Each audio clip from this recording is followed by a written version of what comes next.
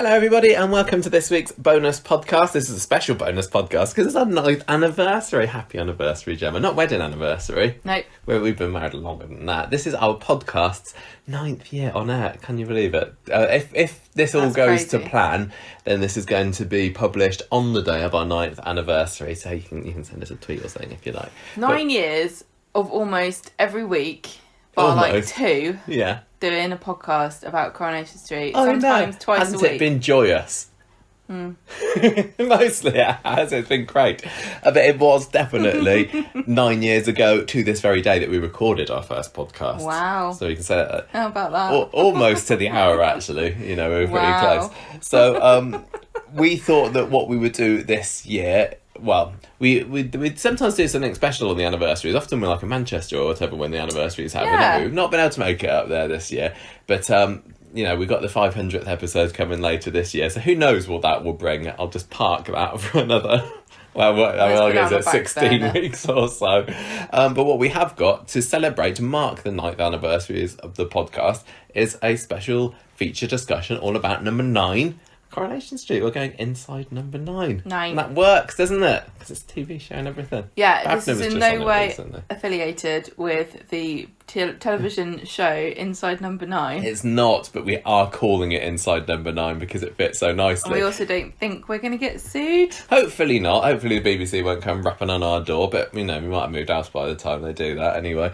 So, and this is the first time we've ever had a feature discussion on a house, isn't it? We've not done one of these before. I don't know why it's taken us 9 years to think let's do a character profile of a house.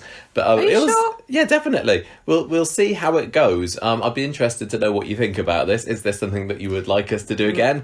Just say yes, because that gives us another like 12, 13, 14 episodes worth of content that we can fill up. Well, I suggested this ages ago. Yeah, I know, absolutely.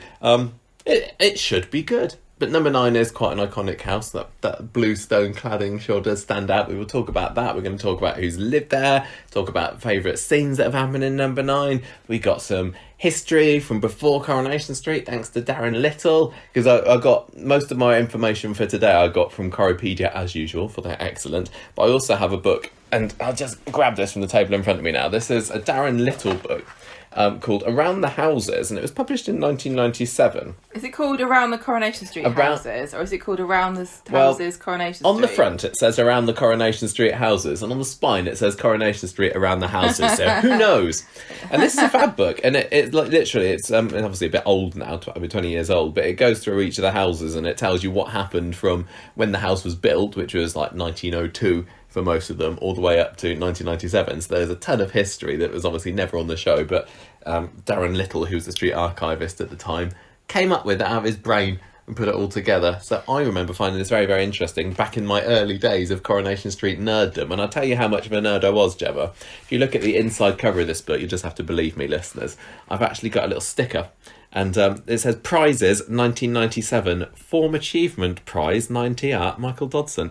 And my head teacher, Rex Pogson, has signed it. So sorry, what? Rex Pogson. He was a doctor. That's not a true name. That's not a name at all. Rex Podson. Pogson. Pog? Yes, Pogson. It's an awesome name.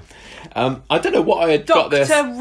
Rex Pogson. Yes. That was my head teacher. Are you sure you didn't just write it to yourself and you rhymed with Dodson? No. I don't know what I did to achieve this prize. Ask this. I really, really don't know. But I got the Form Achievement Prize when I was in year 9, and the prize was I could pick whatever book that I wanted. And you picked I chose. I'd like Around the Houses, Coronation Street, please. And they say, sorry, we can only find Coronation Street around the houses. That will have to do. So there we go. So that was 14-year-old me special prize to myself, and I don't think I've opened it since then, actually. What would a little boy have done back in the day for such a book? I can only imagine. Well, I know, exactly. What would Dr. Pogson... Doctor, thank you very much. ...have bestowed such a gift upon a child for? Doesn't matter. Right, so 9 Coronation Street. Let's do a few stats first, just in case there's anyone who's not sure, because I'm always pretty bad often. I'm getting better at knowing which house and it matches with which number. It's only very recently that I've actually got a grasp of what the geography of the house is, and I think it took me like 3 set visits Oh, what, the geography of the street itself? Yeah, to actually go, okay. So this is the opposite end of the street to that. Yes. There's some houses the that I houses automatically... go up in numerical value, do they? Oh, that's a bit... They're odds on one How side and evens strange. on the other side, yeah. I mean, there's some that are obviously easier, like number 1, everybody knows is Ken's house, but I think number 9 has definitely been a blind spot for me. Maybe talking about this today will cement it in my brain at last. But yeah, I have got better over Here's the years. Here's a question you might not know the answer to. How many does it go up to? 15, I'm going to say. I think like the shop is 15. Yeah, the shop is 15. Oh, but is there a 17 round the corner? I don't know. It's not about Let that. me just consult Coronation Street around the houses. And this goes up to 15. Thank you, index page. So can I just ask another question? Yes. This book that was gifted to you by Dr. Pogson. Yes. Does it only do one side of the house? One side of the house or one side of the street? No. That's, if you consult the contents page again, it goes up to page 15, and then there's another page on the other side of the street. Can I? Sorry, all the hang on a minute. together. This is a bit bollocks, isn't it? It's got... I believe you said that on our 9th anniversary podcast. The Queen's going to be listening to this. I actually checked, and I said that word on our Denise Black actor profile. So each one of the main side of the street has got an entry, but the other side is just one entry. Yes, but if you want an updated version, you could get the 60th anniversary book that was released last year, which has got little pages on each of the houses, although it's only like a double page spread on each of them, so I don't go into as much detail. But I'm aghast. But if we carry on and do more of these character profiles on houses, we will find out more about them as we go on. What? Scratching yourself. I'm just having an itchy hand moment. Right. Who lives there now? That's the main question, because a lot of people probably listen not to the this owner. Going, who, what? I've been listening to this for 7 minutes. I don't even know which house you're talking about. Exactly. Which house? This is Tyrone's house. This is probably the most iconic looking house on Coronation Street. It is, thanks to that stone cladding, which we can get to later. But yeah, if you want a mental image of which house we're talking about, it's the one with the big blue squares on the front of it. So Tyrone owns the house at the moment, though he doesn't live there. Although, with the way things are going on Coronation Street at the moment. He does live there a bit, doesn't he? He moved in. He's in and he's out. But Fizz came back earlier this week, didn't she? So I don't know. Maybe she's bitted him out. He owns it, but Fizz and Hope and Ruby and Evelyn have been dossing down there for the last few years anyway, so that's the house that we're talking about. I have got some quick facts about this house for you, Gemma. I'm prepared to have your mind blown. Pretend you didn't just read this 5 minutes ago. This house was built in 1902. What? I know. This house is 120 Did they build them all at the one time? I believe they did. Yes. That's a trick question, and the answer is no, because one of them collapsed, and so not number 7. Yeah. Okay. Here's you call yourself Coronation Street expert. Interesting fact number 2. This was the first house on the street to have a telephone installed, and that is in show canon. November 1962, they put a telephone in there, which is just crazy to me. Yes, because I can understand them not having TVs or whatever, but telephones? Before then, if you wanted to make a telephone call, you would need to ask the permission of Annie Walker. Yes, you would, wouldn't you? And go to the Rovers and make your phone call there. Yes, well, Ken and Val, who were living in number 7 at the time, must have been quite the talk of the street to have had their very own telephone. Well, he needed one so he could get phone calls about his fancy new job in Jamaica or whatever. He needed it so that he could phone it up and go, hold a front page.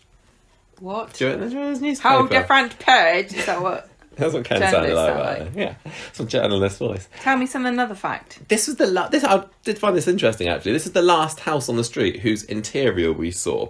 So all the other houses, 1 to 13, by episode 9, we'd seen inside all of them. Well, a lot of them we'd seen, in the first episode. I think episode 1 we had, number 3, number 1, number 11 was in it. But yeah, by the end of episode 9... we'd seen all the other houses apart from inside number 9, and it took until episode 35 to show what was going on in that house, because it was empty when the show began. And around April 1961, which is when episode 35 was, that was when the Cheveskys were moving in. So this is Ivan Chevesky and Linda Chevesky, and they had already been in the show. That's Linda is Elsie Tanner's daughter. Yes. And they'd already been in the show before then, because Linda was in the first episode. Yeah, but they were dossing down at number 11, weren't they, with Elsie at the beginning? And they moved in, so we saw the house in April. Fascinating fact. Oh, go on. I was going to say, next year is the actual 120th anniversary Yes. of Coronation Street being built. Yes. So we should celebrate. We should do something, shouldn't we? We should send celebrate it a and card. say something and be like worthy and cool and make everyone think how impressive we are that we knew. Well, they did something on the That show was for the 100th anniversary back in 2002. Well, I only thought of that because on the back of your book it says Coronation Street has been standing for 95 years. Yeah. Okay, back to my fascinating fact. Mind-blowing time. There have been 4 people that have died in the house, and this is only while the show's been going, because if you look at Darren Little's book and Coropedia, there've been deaths aplenty before 1960, but 4 people have died. Find out who later. And 1 character has been born on there. Wonder if anybody could say who that was. So, if 9 Coronation Street was in charge of the global population, what you're saying is that we would not be so crowded. Yes, exactly. It's a bit of a killer. I think we should approach our population problem in the same way as this house. Over the course of the show, number 9 has exchanged ownership 9 times. But before that, there was only 1 other owner anyway. So 10 times has exchanged ownership in its history. Each time becoming increasingly more complicated and fraught. Probably, as back it in the is. day, you probably just write it on the back of a receipt. Yeah, give them a £5 and say, "Can I have this house That's the house," now?" and they say yes. What you did, you put it on write the amount on a napkin, slide it across the cobbles to somebody, and they say, "Yeah, that'll do. I can buy a couple of pints of that." Oh, what, £2.50 for a house? We have got some of the prices of that this house sells for later on, actually. One of those exchange of owners, by the way, was just going from Gary and Judy owning it back in '97 to just Gary on his own after one of the in-show Can I deaths just there. say, I don't think that really counts. Okay, well, I'm just go and buy what Coropedia says, isn't it? 85 characters have called this their home since it being built. 57 of them since the show started. That's quite impressive, isn't it? 57 people have lived there at some point. Yeah. Lodging or whatever. Did you count I don't know animals? No, I didn't count animals. No, I didn't. Oh, Animals well, have there been. Everyone knows that they're... There's been Cerberus. Because you said people, but you wrote characters, and Cerberus is such a character. There's been Cerberus, there's been Monica. How many pigeons? And many pigeons. Name all the pigeons. Fergie is one of the pigeons. I don't know what I associate more with this house, pigeons or dogs. It's definitely one of the most animal-loving, fragrant houses of the street, probably. Yeah, definitely. And there was, I can't remember what the Mallet's dog was called. Gone right out of my head. Porky. Jack and Vera had a dog as well at one point. Did they? Yeah, wrecked it. Do you remember? Jack got it. Wrecked it? Wrecked the house. Oh. Jack got it for Vera for one Christmas present. And then, I think it ate their Christmas lunch or something. That didn't last for too long. Christmas lunch right now. So the house is made up. You go in through the front door. You got your front parlour on the side, which we never see inside. I think that's possibly Evelyn's room now. Then you got your hallway, your back room, which is where we mostly see on the show. The kitchen is kind of joined into it, isn't it? Yes. Back apparently when the house was built in 1902, there was a sort of separate scullery, but they wanted to get that. They got it knocked through in the 50s apparently. And there are 2 bedrooms upstairs and a bathroom. Well, when it was built, there were 3 bedrooms upstairs, but I assume that one of them has been converted into a bathroom and they haven't just magically squeezed a bathroom in somewhere in the meantime. Who knows? So, let's crack on and talk about who has lived at number 9 over the years. Gemma, yeah. I mean, do you want to say something? I feel like I've been monopolising this conversation so far. Who are our first owners in show? I think we already mentioned that earlier. We just said Linda and Ivan, and they bought the house for £560. £560, which works amazing. out at £12,747 in today's money. So that's still quite a fairly bargain. affordable. But poor Ivan had to work 2 jobs just to be able to afford it. And he had a bit of a because he was Polish. And he had moved to England because he was fleeing Poland because his grandfather was caught harbouring a Jewish doctor. I think that she and Linda and Ivan went to go live in Poland, but she didn't like it. Yeah, they did. Yeah, he came over to England after, like I say, escaping the Nazis. Met up with Linda, married her, tried to take her back there, and she's like, nah. And I don't like it. Well, like Weatherfield, actually. Then they came back, and that's kind of where we got them at the beginning of the show. Was Poland that she's like, Weatherfield's better than this? Well, it was pretty grim back in the day, Michael. Probably didn't speak English there, I imagine. Wonder how good Linda's Linda's Polish accent was? Probably not so good. Right, so they didn't last long. They stayed until Christmas 1961, and then they went to Canada, which is apparently nicer hit than Weatherfield because It's got nicer air, yeah. baby cleaner. Paul got a nasty cough. So they went to the land of clean air, Canada. Yeah. Here's something that I found out what happened in between them and Ken and Val, which I found quite interesting. And you were reading these notes earlier and you go, what the hell is this? So in 1962, the house was left empty for a little bit. And much in the same way as Jackie Dobbs jumped in to number 7 after Curly went walkabouts in the late 90s, in the early 1962, the house was squatted in by the Black Hand Gang. And this was a group of 4 boys, and they were only like, young teenagers or something. One of the boys, their dad was thinking of buying the place, and they moved in and just used it as their gang headquarters or something. I don't know. The people living nearby heard noises from inside and wondered whether it was haunted, so they went and checked it out and found that it was just these kids running riot in it. That didn't last for very long, because before the end of 1962, Ken and Valerie Barlow had moved in, so they'd only just got married in late 62, and so this was their new marital home. I always get confused about where they were because they also lived in the Maisonettes, didn't they? Yes, that was afterwards. So they stayed in number 9 until 1968, and then they moved into the Maisonettes across the street. They had to, in 1968. Because Ken's like, oh, I've burnt it down. Let's move. Oh yeah. So because he nearly burned the house down because he just went to the pub. Yeah, so number 9. I can't. Yeah, when Peter and Susan, not long after they were born, Ken left. She left. She like, right, you look after the kids. I'm kind of going to do something pretty important. And he was supposed to be looking after him, and he went to the Rovers to buy cigarettes. Yeah, I know. Can you believe it? And then gave up smoking because he nearly killed his children. At least some good came out of it then. And the most hilarious thing was that after Val came back and she was like, oh, Ken, why have you nearly killed our children? Everyone was like, don't be so hard on him. Why did you leave him with the children? Basically, everybody blamed Val for leaving her husband in You should be charge. chained to that cooker, Valerie Barlow. Why you call yourself a woman? I know, isn't it crazy to think, like, in the lifespan of, like, the character of Peter Barlow, it's gone from men being absolutely incompetent with children and not to be trusted whatsoever to men being absolutely incompetent with children and not to be trusted whatsoever. Yeah. That was just and yet some things... That's not true, obviously. Some things stay the same, like cots get burned. Yes. After Ken and Valerie moved out, it was Len Fairclough that lived in there. And he's one of the people where, like, if you were to say to me, like, before I was... Famous residents of number 9. I wouldn't say him. Like, no. I'd say, that's where Jack and Vera lived. Or that's where Tyrone lived. But he was, he lived in there from 1968 to 1982. So throughout the 70s, this was Len's house. And I always remember him living at number 7. Because after, you said number 7 collapsed earlier, but obviously he rebuilt it. And him and Sharon kind of did it up again. And then they moved there. And that's, to me, where I think of the Fairclough's house being. But Len was, out there for 14 years or so with various other people. He bought this for £1,000, so it had, which was 17,730. Oh, there we go, doubled in value in between Ivan and but it didn't Len. actually, like, the cost of it didn't actually go up that much. No. So if you think about it, so 17,000 versus 12,000. Yeah.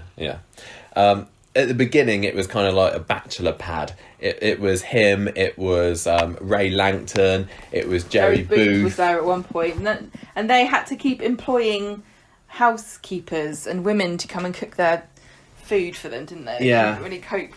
See, I didn't really like that era of number 7, because obviously we watched number 7 or number 9? Sorry, we obviously watched a load of the 70s episodes last year, and I think whenever it cut to their house, I wasn't really interested in it. I liked it. I thought it was quite fun watching a bunch of blokes, like middle-aged men. Yeah, just how I think they wrote it really well, because they did kind of act like a bit uncivilized. Well, they really did. I mean, and if you look inside it as well, it was a bit of a pigsty. I mean, they didn't have any wallpaper up at all. I mean, maybe this was just things were rough back in the olden days, but it literally just seemed to have plaster on the walls, didn't they? And grubby a lamp and... Yeah, and then they had their table that they'd sit at, and it just... Very sparse. It just looked like it needed doing up. And the fact that Len was a builder, I would have thought that he might be a bit handy with the old decorating, but he just didn't care. Builders and decorators are different people. Handyman. They're all the same to me, and I can do neither. Mm-hmm. So they stayed there for a bit, but then Ray got married off to Deirdre. Jerry died of he had a stroke. Did he have a stroke or a heart attack on the show? I can't remember. Yeah, that's right. But eventually Len married Rita, so they were living there together for a little bit. She married him in 1977, so she moved in. What a lucky duck! I know. And then we had another little mini transitional period, didn't we, in the early 80s, with Chalky Whiteley, who's not necessarily a name that's gone down in Coronation Street legend. And we saw a handful of episodes of him last year, didn't we? He was that old curmudgeonly... He reminded me of... Who's the caretaker in Harry Potter? Oh yeah, Filch. If you could see Filch's everyday life, it would be similar to Chalky Whiteley's day to day. I can see a similarity in those. What's the actor's name who plays Filch? Can't remember now. He's famous. Brad Pitt. He was in thingy Game of Thrones as well, wasn't he? But I see a resemblance between them. So this guy Chalky Whiteley, his name was Tom Whiteley, and he bought the house for £10,000. David Bradley. You were right with the Brad part Now, why of it. has he not been in Coronation Street? Maybe he has. Who, Brad Pitt? Oh, David Bradley. He needs to come in, doesn't he? Absolutely. So, yeah, this was bought for £10,000. So it was £10,000 more expensive. And that £9,000 more expensive, 10 times more expensive. That's a good... Considering the fact that Len didn't do anything. Well, £36,000. Oh, actually, no, he did put central heating in for Rita. £17,000, Michael. Okay. Yeah, one of the things that Rita did when she moved in there, she kind of got fed up with the fact that it was basically a pit. And she drew up a list of demands of things that she wanted from Len, like, I want you to knock the front parlour into the back parlour, and I want you to put the central heating in, and maybe decorate. And he did put central heating in for her, so that upped the value of that quite nicely. I'm looking up David Bradley here, see if he's ever been in Coronation Street. Perhaps he was one of the children at the beginning. And one of the facts, did you know trivia, is often plays cranky old men. There is a gap in the market for cranky old men in Coronation Street at the moment. That's a Coronation Street trope that we don't have at the moment. He could have been Ken, couldn't he? He could have been Ken. You're right. Just imagine that. Imagine. Yeah. So there was a bit of a to do between Len and Chalky. Len had left the house in just about as the same state that it had been throughout his time there, basically. And when Chalky moved in, he was like, this is a pit, I don't want to live here. So in revenge, he didn't pass on Len's post to him. Well, you know what you need to do when you move houses? Inform the Royal Mail and set up a directing service. Len was best friends with Alf as well, wasn't he? Did he work? He didn't work at the. He wasn't at the post office. Didn't work as a post office man anymore, so couldn't have done nothing. So see, if it was Harry Potter world where David Bradley lives, just get the owl. Like, what are you doing? He only even moved next door anyway. I can officially reveal. Yes. David Bradley has never appeared in Coronation Street. There's still time. It is. I think it's time. Yes. Yeah. It's going to be too late soon. Yes. Sorry, David. So Chalky lived there with his grandson Craig, who can forget. Many people. he lived there. And he annoyed the neighbours with his loud drum playing, which I think that's quite a tradition for Number 9 actually. Because being annoying? Well, with drum playing, because when the Mallets moved in the late 90s, Gary Mallet had his drum set, didn't he? So look at this. This already is left here. It's a tradition. This was when we first saw the pigeon coop in Coronation Street as well. So that Chalky had it put into the backyard of Number 9, and like you said earlier, the pigeons are quite. They're a bit of an icon of Coronation Street, aren't they? It's weird because they don't actually exist on the show anymore, and I think it doesn't feel out of place or weird for it to be in the show back in the day, but now if somebody's got pigeons, you think, that's odd. Yeah, but don't you remember that when they were talking about... Yes, I do.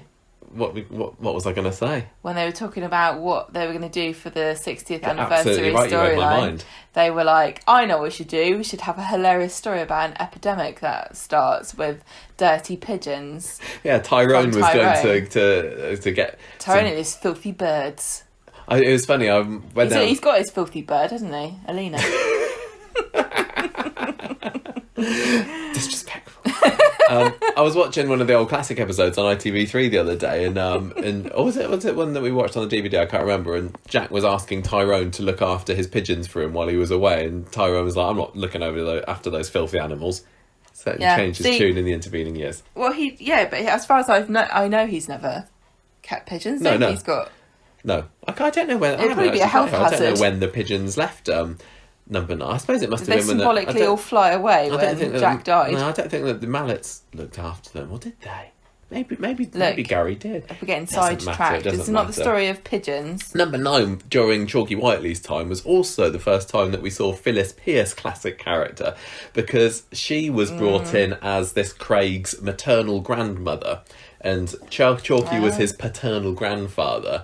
And she was coming around being kind of busybody and saying this place here is no good for my Craig. And then she went on and had obviously a much greater legacy than Chalky did. So even though... Chalky who? Whiteley.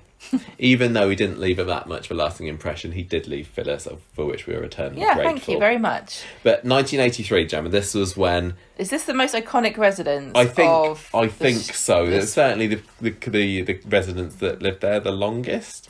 Well, the Duckworth, Sorry? from 1983 to 1995, Jack Duckworth, he bought this house from Chalky.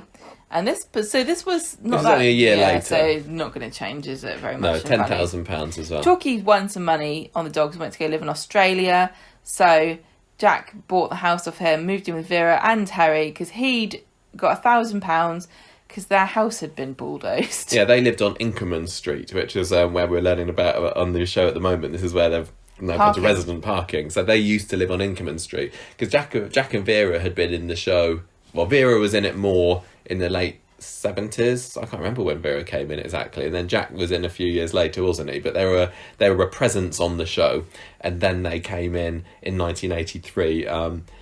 much to the disdain of the neighbours, I think. I think the Duckworth lowered the tone of the neighbourhood somewhat, in much the same way that the Battersbys did number 5 years later, and the Mallets, I suppose. But yeah, so they moved in there. It certainly is a house of ill repute. Well, somebody's got to take up the mantle once Elsie Tanner leaves, don't you? So I remember watching... on our DVDs last year, they had this tacky Spanish housewarming, didn't they? And I don't remember this. Yeah, the sangria flowing, and Vera was there in a frilly dress and everything. Oh, maybe. I think the most iconic housewarming was definitely Hilda Ogden's. What did they do? Or was it a party? She was making eggs. Oh, that was just a party. We should do top 5 parties. Yes, we should. This was also the time when they had some other lodgers living with them. Did they have lodgers or lodger? I don't know. Curly was there from 1989 to 91. And the thing with the Duckworths, they kind of... they welcomed a few of the waifs and strays and they were a bit saddos, weren't they? Roy and Hayley. Yeah. In that they sort of accumulated surrogate child figures. So Curly was one briefly, and so was Tyrone, obviously. Yeah, so the Duckworth lived there firstly from 83 to 95. Then they moved to the Rovers for a little bit when they had that windfall and were able to buy the pub. In the intervening years, we had Gary and Judy Mallet come in, and we've still never done a character profile on. We'll get to them one day. And then Jack and Vera were back in it again.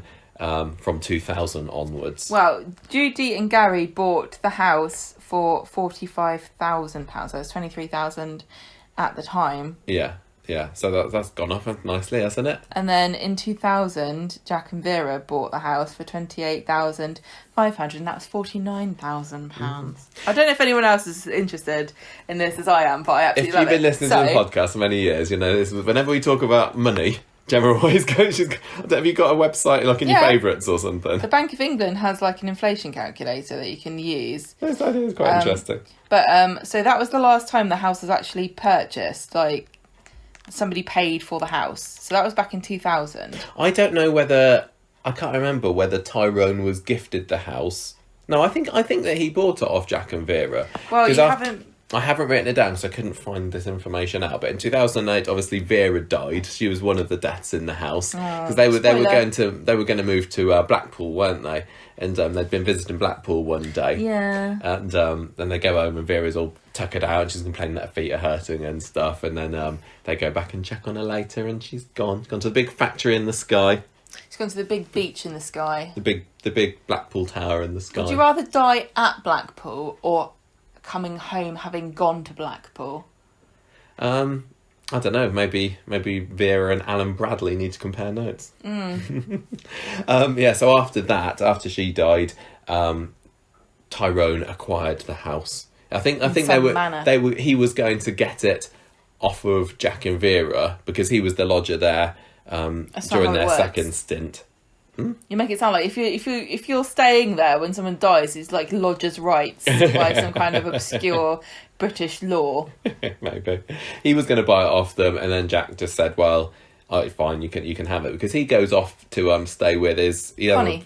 Yeah, that's right. Connie Rathbone is a bit on the side after Vera dies. I love Connie. She's great. Was nice. She turned out to be absolutely stonking rich. She did. She had a giant mansion, didn't she? And she was a cleaner or something. She was a cleaner. Everyone thought she was poor, and she's like, when I say cleaner, I mean I own my own cleaning business. Yeah. So Jack lived with her for a bit, but then he came back in 2010 to die basically because he found out that there's but did he have cancer, didn't he, Jack?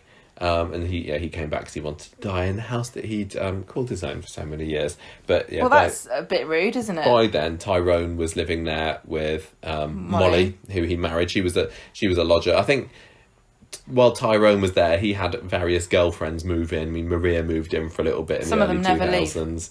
Vera, Vicky Binns. Molly moved in, married him, had an affair with Kevin, got splattered by a tram, and then since... So, can I just say, Jack is very rude to come back to the house and die in it and devalue it yet again, because, boy, this is now the second death that we've spoken about, but not all of the deaths. No, we had Judy Mallet. You got knocked 10 grand off every time someone pops their clogs. Mm-hmm. Yeah, I think that if I was to be asked about my most iconic, favourite, most memorable scenes at number 9, Jack Duckworth's death would have to be up there. I mean, that's one of my all-time favourite Coronation Street scenes, hand down, to be honest. But yeah, he knows that he's not got long left, and we see him go home from the pub one night, sits down in his chair, and then the spirit of Vera comes and takes him on the bus. It sounds ridiculous. Anyone who hasn't seen it, but anyone that wasn't a fan of Jack and Vera, it must sound utterly ridiculous. And I remember reading about it beforehand thinking, this is stupid. Well, it might be nice to see Liz Dawn again playing Vera Duckworth, but it's not going to work. But I loved it. I know you're not as much of a fan. No, but I do like the precedent it's set, and I really want them to have a ghost in Coronation Street again.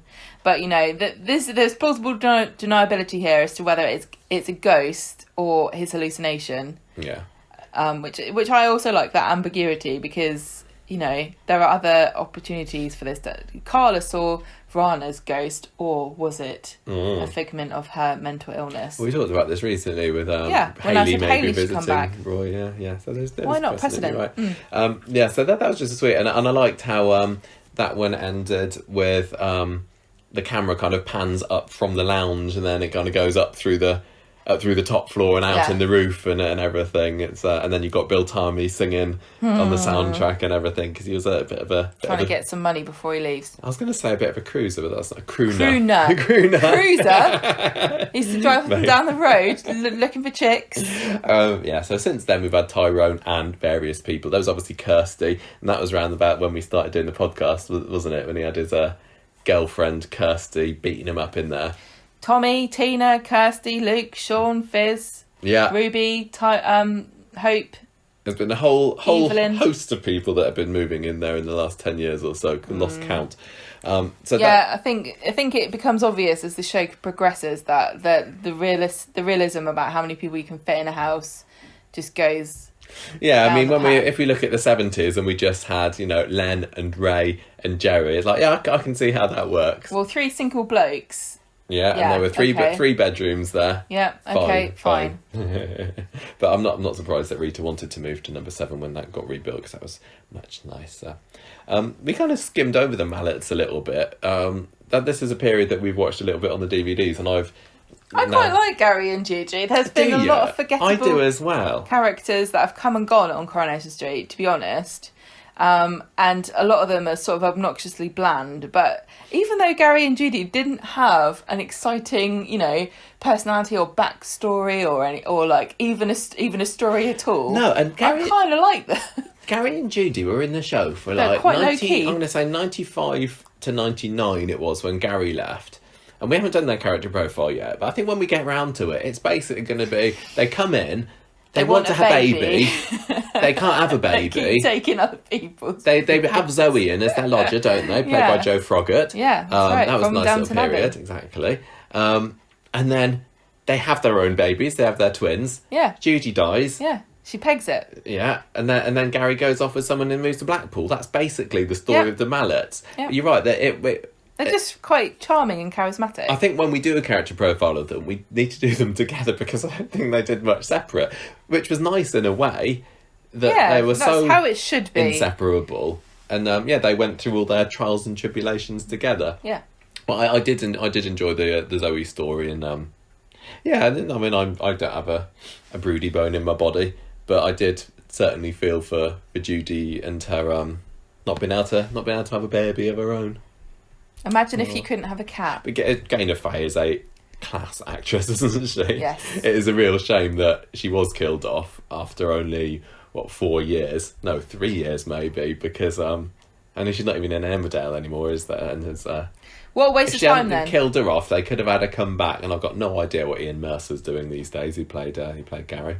So I said earlier that we also know a little bit about what happened at number 9 before Coronation Street started. This is also a bit of a trivia, interesting fact, that the person who originally owned the street, and therefore that house, is the person that Rosamond Street is named after. Would you tell our dear listeners Well, the story? Because not many people know this one. Between 1902 and 1946, so that's when it was built until after the end of the war. Yes. Mabel Grimshaw owned the house, and you might be thinking, what? Say what? What's that got to do with Rosamond Street? Well, guess what? Her stage name was Rosa Handbury. Yeah, she's a singer, was Mabel Grimshaw. And she fell in love with a landowner called Sir Humphrey Swinton, and she was his mistress. And when he died in 1900, she got all of his money and everything. And he had plans to build Maudsley and Coronation Street, and she saw it through.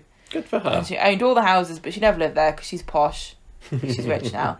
And then when she died, the evil landlord, Edward Wormwold, took it over. I think he took over quite a lot of the houses. When Coronation Street first started, a lot of the residents talk about their like landlord, isn't he? Mr. Wormwold. And I think there were 2 Mr. Wormwolds.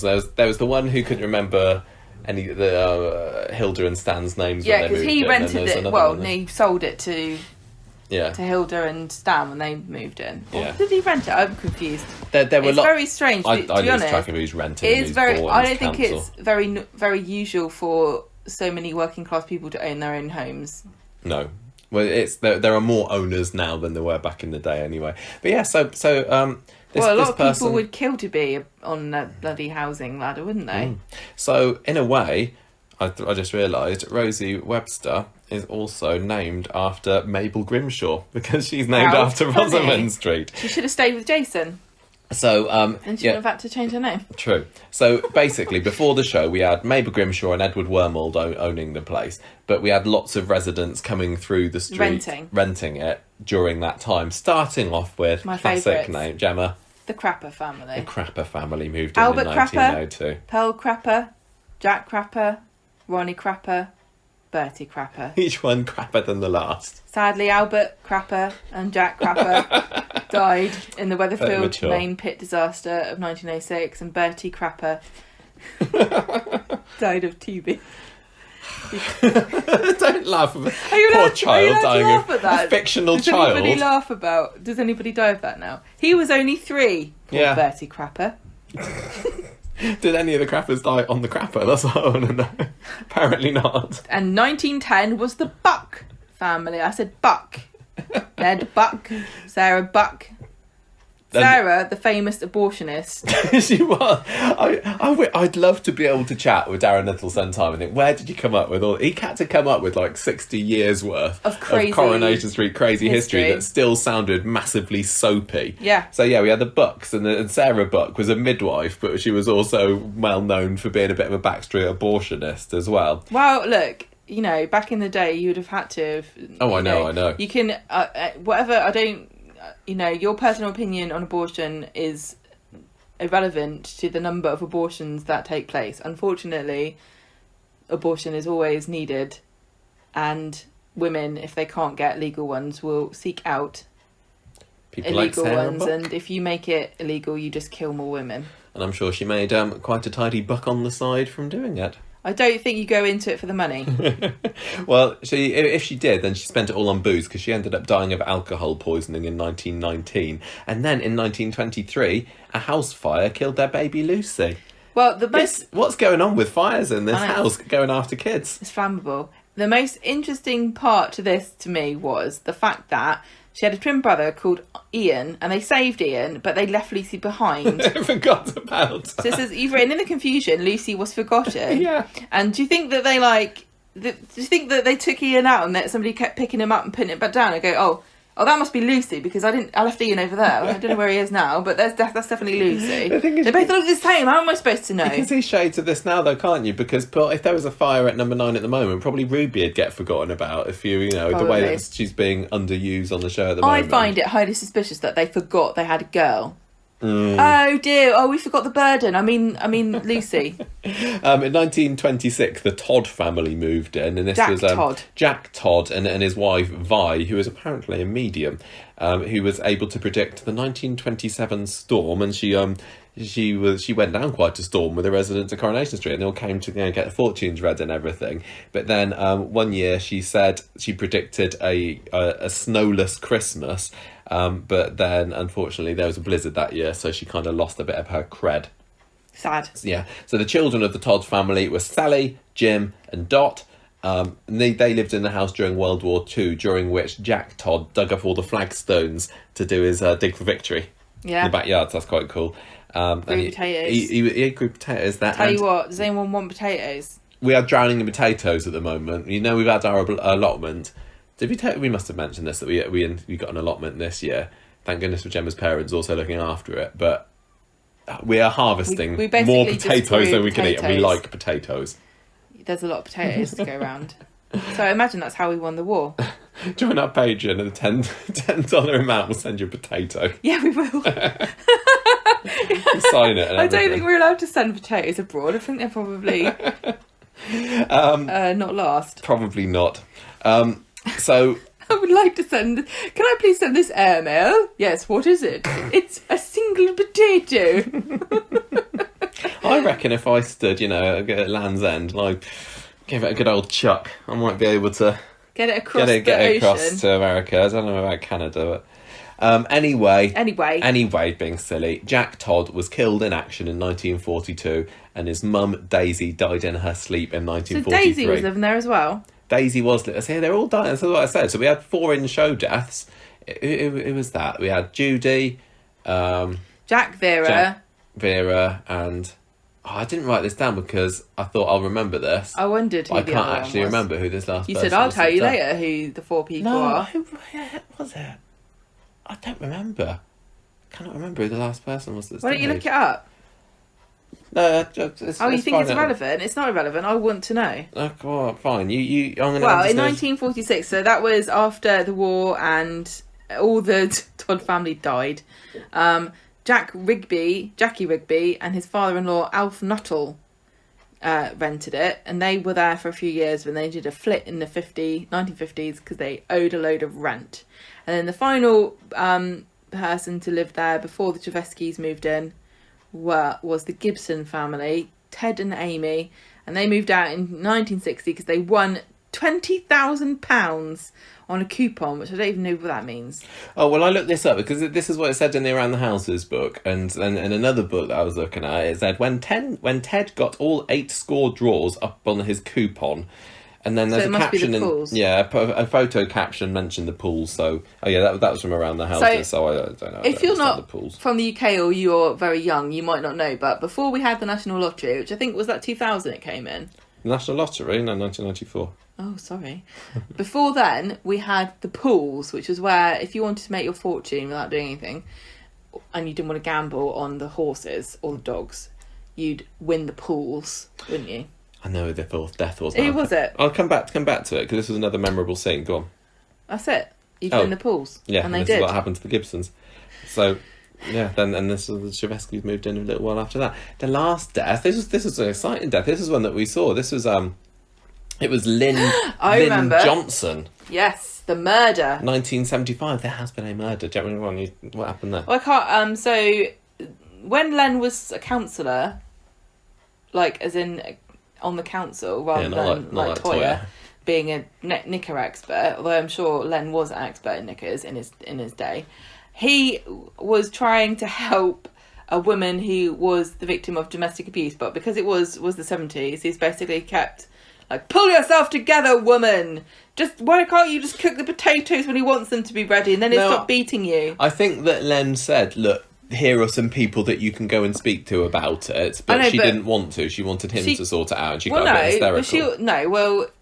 It was also, it's complicated, and it certainly did not understand how complicated it was in the 70s to help somebody get out of a domestic violence, abusive relationship. But anyway, you couldn't go to itv.com/advice. No. Oh, diabetes. Oh, maybe I got that as well.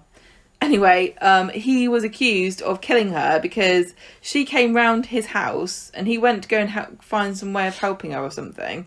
No, he went to work. He's like, stay here, stop crying. He was very gruff, wasn't he? Stay here and stop crying. I'm going to work. I'll sort it out when I get back. So she's there in the house crying and being sad, and then the husband comes around and beats her to death. Yeah, but what we see is like the handle moving, don't we? Mm-hmm. It's quite cool. I don't think we're supposed to think it was Len, but it's certainly possible that it could have been because we didn't see who it was. Yeah, the neighbours. And there's lots of people saying, "Oh, I heard a noise. I heard screaming. Blah blah blah," and then I think he finds her dead, doesn't he? Yeah. He goes back and I think it's him anyway.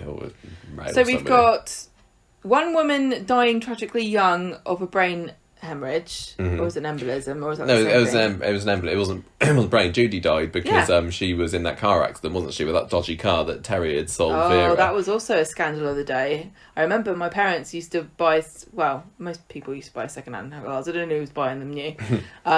And there was a scandal, and we used to check all the time because they used to wield 2 cars together that had been in a crash. And so my dad would always get in the car and pull up all the carpet to see whether there was a join. Yeah, so this was a dodgy car, and Vera was in an accident. Judy thought she was fine, but she had a blood clot in her leg that turned into an embolism. That's horrible. I don't like hearing and that was that. So anyway, she died of that, and then you got Jack and Vera both sort of died of old age. In their chairs, yeah. Yeah, and then you got the horrible murder of a person that nobody remembers. Yeah. There was, you could maybe count a 5th one if you count Judy, because she died outside. Joyce Smedley, her mum, also died. No, actually, I don't think she died on the street. I think she was away from the street. But yeah, Judy's mum was hit by Tony Horrocks in the car. We won't count that one. But it's still quite a lot of deaths. I need to... Well, Lisa Duckworth was knocked down by a car. Oh, yeah, she was, wasn't she? That was literally right outside as well. Haunted. See, these days, you get hit by a car in Coronation Street and you're pretty much fine, aren't you? Back on your feet again the next episode, maybe. Off. But back in the olden days, if you got hit by a car, that hurt. You didn't get up again. I tell you what it is now. It's all that organic smoothies that we have. Yeah, Lisa Duckworth stayed at number 9 for a little bit because she was going out with Terry, wasn't she? And then he got sent to prison and tried to escape on their wedding day, and she hung around with Vera and Jack. But yeah, she got knocked down. Again, it kind of mirrors the current situation with all the traffic on Coronation Street because. There was like a diversion or something of traffic through Coronation Street back in '93, and then she dropped her purse, didn't she, and got runned over. Do you think that the fire that was caused by Ken Sodden-off With was cigarettes. the spirit of Lucy Buck trying to get her revenge, because another pair of twins, a boy and a girl, in the house where she was burned to death, Maybe. left unattended. Yeah. Maybe there's an evil malignant spirit there. Mm-hmm. I think Coronation Street needs to do another seance. Have you got any other I want to see Kathy and Brian doing a cyber seance in number 9 to contact the spirit, and then I want Gail to come along and blink furiously at them and ask them if they've heard of anyone called Fanny. Okay, you're right, and I'm Well, sure why not that? It's about the calibre of the comedy. Why am I not allowed to get away with it? And they are. Have you got any other famous number 9 scenes? I don't know. I'll tell you what one of mine is. Okay, go on and tell me. When Jack punches Terry after he sells baby Tommy. Yeah. So Lisa has this baby. He was possessed by the spirit of Lucy Buck. You're obsessed with this. Well, she's furious because he sold this baby, and she could have been sold, couldn't she, instead of being left to die? Yes, okay. So Lisa has the baby. She gets hit by a car. Terry comes along and says, I'll have this baby. I'll have it. Sells it on to Lisa's parents, Jeff and good Doreen idea. Horton. And then when Jack finds out, he punches Terry, and it was like Christmas Eve or something. It was a very good punch. It was a Christmas present for everybody. Yeah. Speaking of punches, I think when I think of number 9 as well, I'm drawn to all the Kirsty and Tyrone stuff from 10 odd years ago. That was another domestic abuse storyline when Kirsty was horrible and hit him with a Hoover. She did. She often hit him with a down hoop. the stairs. And she threw a silver baby rattler at him once, if my memory serves me correctly. Or was it levitating with the spirit of Lucy Buck? No. It's funny because you get houses that go through periods of being in the show a lot and then not much at all. Like at the moment, I would probably put money on the fact that number 9 is the house whose interior we've seen the most in 2021. Probably. But then you go through years and it doesn't appear at all. Like after this, the flats used to be like the Friends sofa of Coronation Street. It was always in it. But after this domestic abuse story with Kirsty and Tyrone, they didn't really get any stories at all of note up until this one. Almost there was a little bit here and there, but you barely ever got to see their house, and now never out of it. I want to know what house have we seen the most of a set of? Because the number 9, we've seen the back room is the one that's always used. I don't think we've ever seen the front room. Well, we saw it like Gary had his drums there. I remember. I don't know if we've seen it in a long time. And we saw the upstairs landing because that's where Kirsty beat Tyrone up once. We've seen Hope's room at one point when she went off. She did a bit of a runaway the other year, didn't she? We did.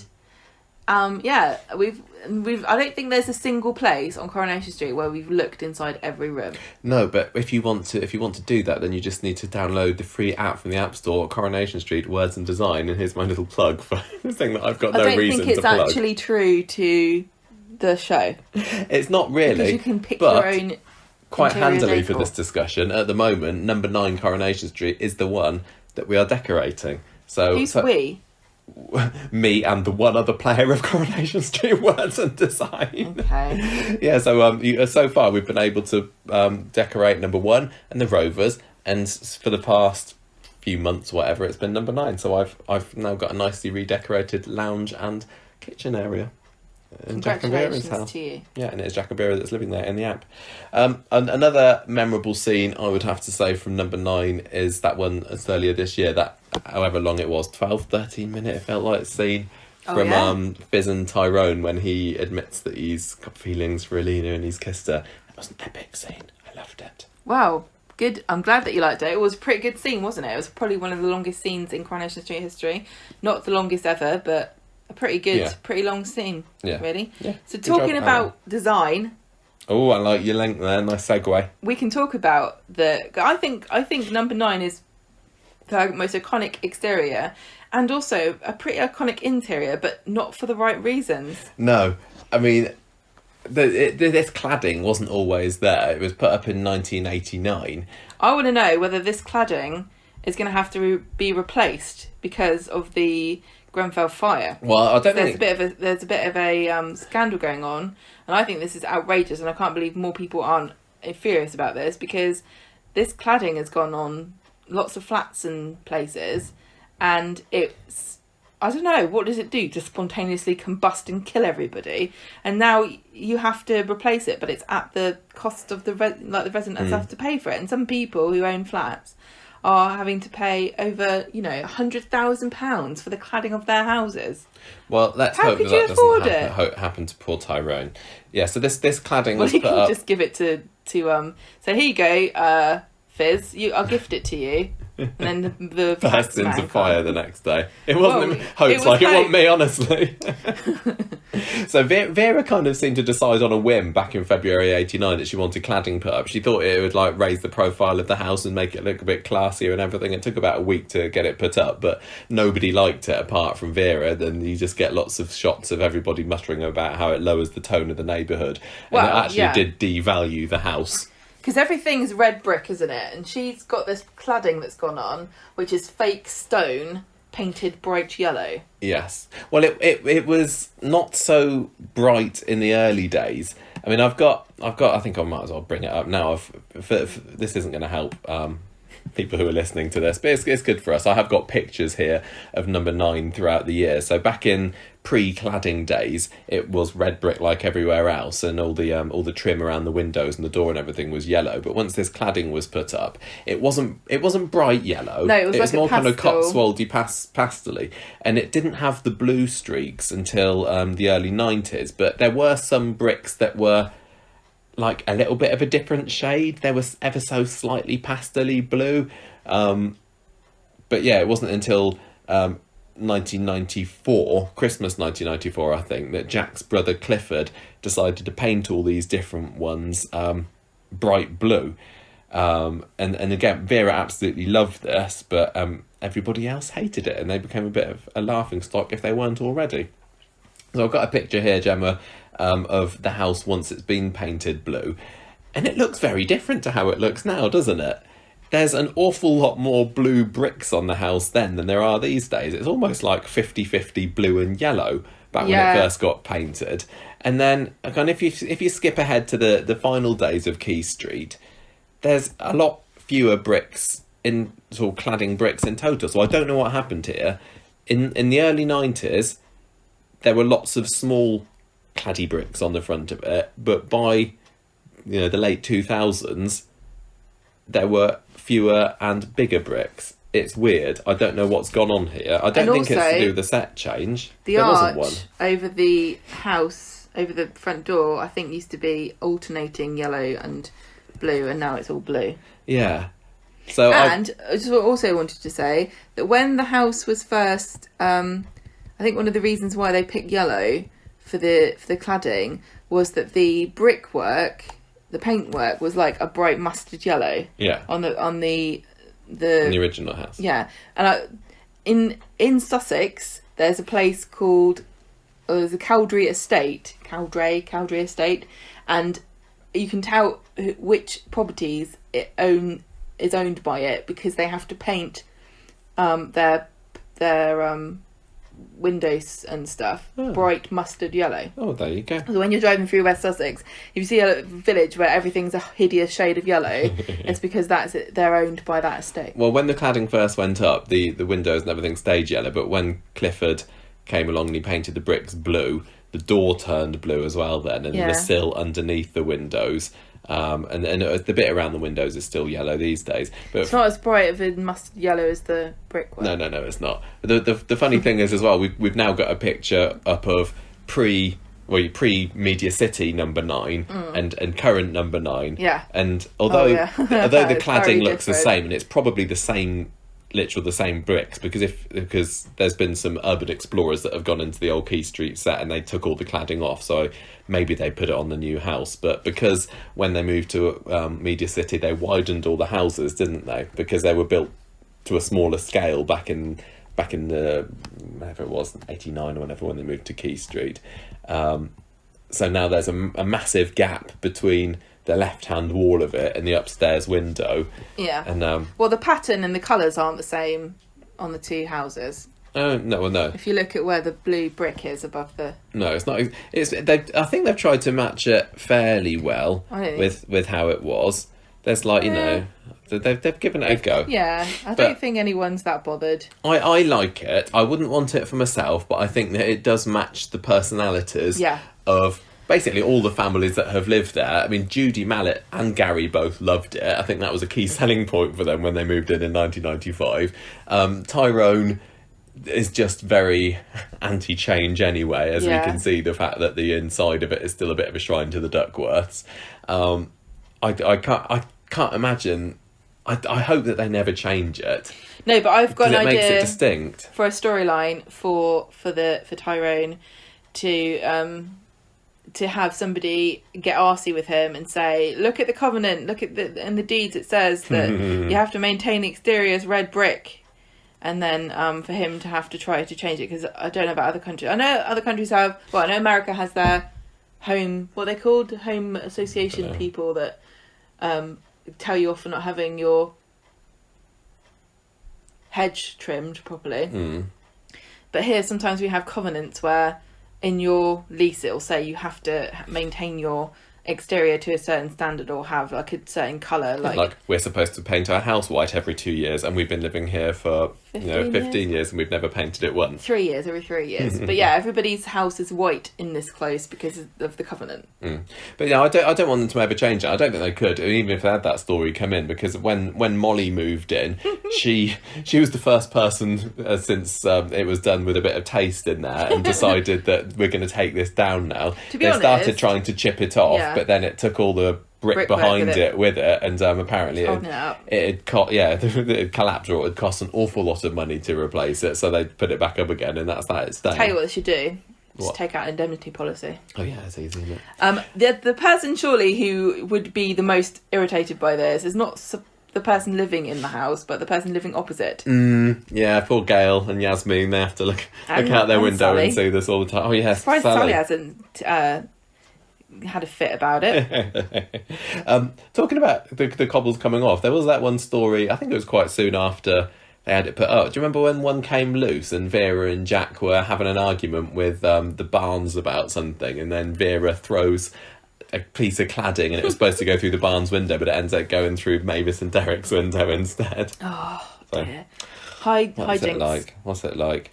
And then what about the inside, Gemma? What do you reckon about the ins? Oh no! Before we do the inside, I did want to mention the name of the house. So this was at one point called the Old Rectory, and I love how. I don't think I could ever want to live in a house that's got a name in. It's a little bit twee. I can't get mad at people that I know everyone's supposed to laugh at them and call them pretentious and say, how dare you, who lives in a lowly terrace, ever try to be anything better than you are and call it the Old Rectory and have delusions of grandeur. I don't care. Call it Buckingham Palace for all I like. I think it's funny and cool. I don't mind it when other people do. I like laughing at like pretentious names. Like there's a bungalow around here that's on a crossroads and it's called the Four Winds. Oh, nice. Well, this started in 2002 when Maxine's mum, Doreen, was living with them over the road at number, I can't remember from before, and she buys Ashley and Maxine a houseplate name, calling it Balmoral, and Vera thinks that's well posh. So Vera tries to outdo her by getting this houseplate, calling it the Old Rectory. Yeah, it's historical. And then one night, Doreen wakes up and finds that Balmoral has been graffitied to say immoral. And Doreen thinks that it's Vera that's done this. So then she goes over and graffitis the Old Rectory sign so that it says the Old Rec. So there's a bit of a humorous back and forth. It turns out that Ashley was the one that graffitied his own house name, turning it immoral just for a joke, really, because he thought it was silly. And Vera paints hers back, and it stayed as the Old Rectory for quite a while. But I remember it was really like shoddily painted on. Yeah, but then it looks authentic. Yeah. See, maybe when we move, we should call our house a name, that our new house that we're going to have. We could call it like 5 West End Road, and in brackets it'd be called number 9 Coronation Street, and that would really mess with the postman's head. Maybe we could call it, maybe that could be the nickname, could be ITV Studios Media City, and then we can see what post we get. Oh yeah, that's a nice idea. I'm sure it'll work. So what's this, another letter asking for Sally Ann Matthews' foot pictures? No, we'll just forward that one on. So the interior of the house, this we talked a little about it as we've gone along. But I suppose like in the early days, you couldn't tell much of what it looked like when the Treveskys moved in there because it was all in black and white. But when maybe it was all in black and white. Well, maybe it was. I think it's the same when Ken lived in there as well. I've got one picture here. Again, sorry for the benefit of everybody listening. This is for my Gemma's. For the benefit of the tape, we are viewing here is a picture, a file called Inside Number 1 at 1961. Decorating and painting it a lovely shade of grey, it appears. And then when Ken and Val lived there... some kind of Picasso-y, like, provincial... Well, it looks a bit... I think it's a bit of Van Gogh-y. There's a bit of art over the fireplace. And this is one of the houses where... And I always find it fascinating when they do this. They change... like the camera angle over the years. Yeah. Like if you think about like Chesney and Gemma's house at the moment, there's a certain angle that you always see. Yeah, with the stairs behind. And it's usually the wall where the TV is, yeah. Which is weird because then it like the television becomes a mirror through which you view a parallel dimension where your front room is inhabited by chavs with 4 babies. Back in the 80s, however, that house you always used to see the other end of the lounge where they got that little arch over where the fire surround would have been, and it's like there's like a little nook built into the wall, but you never see that these days. No. And then back in the 60s you used to see the wall that is now the 4th wall, which is the fireplace on and everything, and that kind of carried through. I suppose when Len was living in there you got to see a bit more round the house, but it was more used to seeing the current wall that we see now. A lot of the angles seem to be straight on into the set now, but back in the day I think they used to be more from an angle of like either corner, didn't they? I don't know. So we had... But Ken used to have exactly the same fireplace as we've got in our house now, with horrible grey tiles on it. Wallpaper-wise... it's always been a bit flowery and reedy. I've got a picture of Chalky Whiteley living here. Now this is a very reminiscent of my childhood kind of wallpaper because it's like palm leaf fronds or something on a bamboo kind of background, like brown stripes, like brown and cream stripes with leaves. Very 80s. Superimposed over the top. Yeah, Jack and Vera, when they moved in, they got rid of that and it was a bit creamy. I mean, they've got that flamenco dancing woman that was... I think I've just got that up in Words and Design, actually. So they like the Spanish feel of it. And also, I think... the Spanish feel of the villa. I think they wanted to make it feel Spanish and exotic when they moved in. And that's why they got the bar as well, isn't they? Because that's the other thing about the lounge of number 9. It's got a little mini bar there. Yeah, it's just pushed against the wall now. Yeah. Jack and Vera's time there, it kind of went a little bit purple and flowery on the wall. Gary Mallet and Judy, very, very 90s kind of rag-rolled purple look. Now, in the UK, what was the name of that show? Changing Rooms. Changing Rooms was where they come into a house and they go, look at this horrible 80s stuff, let's put some cool 90s stuff in. And it would all be rag-rolled or fake... there used to be this roller that used to do fake wood effects on stuff, and also if your furniture did not look distressed, they get out the scrubby thing and the sandpaper and they just scrape off all the top of the paintwork to make it look like it's really old and crapped out. Quite a lot of the Coronation Street houses in the late 90s had a very pastel-y, it was kind of a bright greeny pastel, wasn't it? Like sort of look to it, and the Mallets were no exception. Like greens, acid greens, and yellows, and oranges, and purples, and greens. Yeah, and then it kind of moved on into the 2000s, where it was back to kind of the fronds a little bit on the wall, and now it's kind of... It's still fairly floral, isn't it? What they've got on their wall now is what you would call a statement wall. And this was a massive... I think this has kind of gone out of fashion now, but this used to be a big thing, to have all your room painted one colour and then a statement wall. And it would usually be everything's cream and then inexplicable wall full of massive red flowers, or what they've got is a navy blue background with like gold trumpety flowers over the top. And that I don't think that's in fashion anymore, but I do think that I think statement wallpaper is still fashionable, but I think that the contrasting colours now are more harmonious rather than... Yeah, I don't think that anything that is in Fizz and Tyrone's house at the moment is in any way fashionable. It's all very dated, because the other thing it's like a jumble sale, which isn't is it? not very fashionable now, but was massive up until quite recently, is using the Union Jack as a decorating motif on everything from teapots to clocks. Yeah, they got a Union Jack clock. They've got random stuff, haven't they? They got a car. They got butterflies. They got H's and R's all over the place. Yeah, it's just people say that it's a bit of a tribute to Jack and Vera, and parts of it are. I think there is like a picture of Jack and Vera there, but it's not exactly the same now as it was back then. It was cluttered then, and it's cluttered now, but I think it kind of fits the family that are working there. I think they've never had aspirations of being anything other than very working class. Well, to me, this is what houses looked like when I was a kid, where there's just stuff everywhere. Your family is the first family I've ever went around their house, and it was like, what? Where's your things? It's so funny. Yeah, my mum and dad kept their house a lot more minimalist than you're used to. It's like, here's our book. Yeah, my mum the librarian.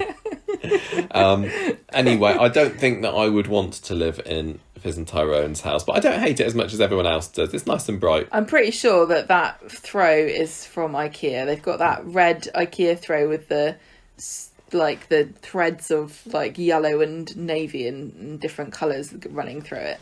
One day, someone's going to come in and make it look a bit nice, a bit like the Baileys have done with Emily's house, which was in dire need of decorating. Well, even that house is a bit cluttered, isn't it? Oh, yeah, it is. But I like it. I think it's fashionably cluttered. Well, these are very small houses, remember. It's just the back street to Weatherfield. Oh, yeah. It's just a working class family. And they all share the same lot and everything. So, yeah, that was quite interesting having a look at number 9 over the years. It went from very, very minimalist when Len went there to pretty much everything on the wall now. Yeah, just chuck it on the wall, and if anything sticks, just nail it down. Yeah. That's what I say. So, any final thoughts on number 9 before we finish? Who would you like?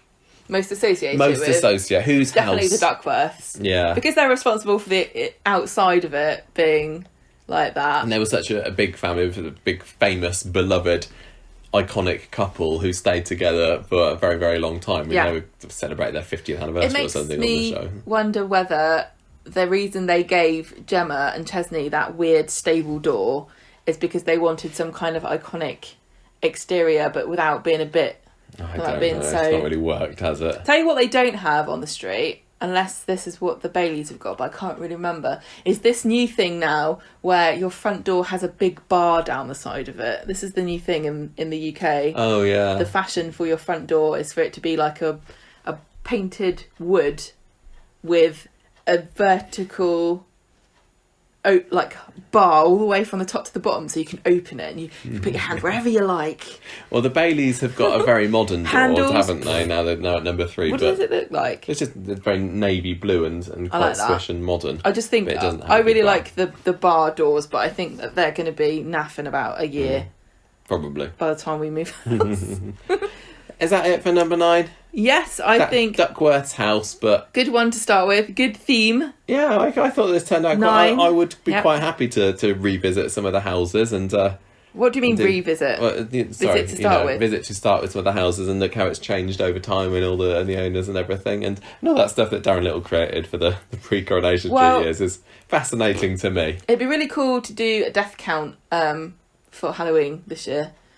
Like death count around the houses. Who's died? How many? And what's the most? We should do one where we score the deaths out of 10 as to how tragic they are, and see whether Lucy Buck is really the most tragic death of all time. She's your new favourite character, isn't she? Lucy Buck. Lucy Buck. The buck stops here because she did. Right. Thank you everybody for listening. Thank you especially those of you who've been listening to all 9 years.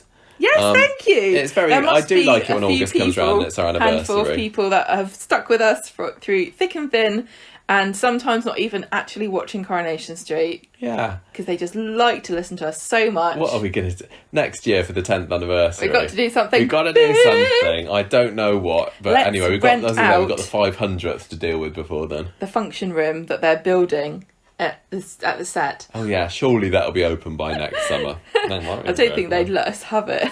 I don't know, it depends how much money you threw at them, I guess. Oh, well, we'll keep saving up the Patreon money then. Yeah. Right, anyway, thank you everybody for listening. Thank you everybody today and all this and time. for supporting Hope you us, enjoyed that. whether you're a new listener or you're an original back in the day. Do write in and tell us about your favourite memories of number 9 as well. Yes. Conversationstreet@gmail.com, conversationstreet@gmail.com. One more time, conversationstreet@gmail.com is our address. If you want to send us an email, we may even read it out. And if you want to celebrate our 9th anniversary by giving us a review on iTunes where you say Yes, we're cool. give us 9 stars. Yeah! Or the closest that you can get. Yeah, as near to. Round it down to 5. You can follow us on Twitter. Yep, at Conversation Story. Yeah, you can join us on Facebook. You can go to YouTube. You might even be listening to this on YouTube now and thinking, why didn't they add the pictures that they're talking about to the YouTube version of this? They're idiots. Sorry, I don't have YouTube skills or time to do We've got that. so much... Sorry, guys, we are so busy at the Talking moment. houses. It's not even funny. No. There's literally no time to do anything. But we still Apart do this from for watch you. Lost, apparently. Yeah, we are watching Lost. And Coronation Street. Series 5 now. Always time for the Coronation Street and the podcast. It's always time for you. Demand it. Thank you very much for listening, and we Yes. hope that you have a nice rest of your week. Yes, we'll be back for the weekend. At the weekend, sorry. You can stop. Look, Well, I'm episode. stopping it. Thanks everyone for Bye. listening.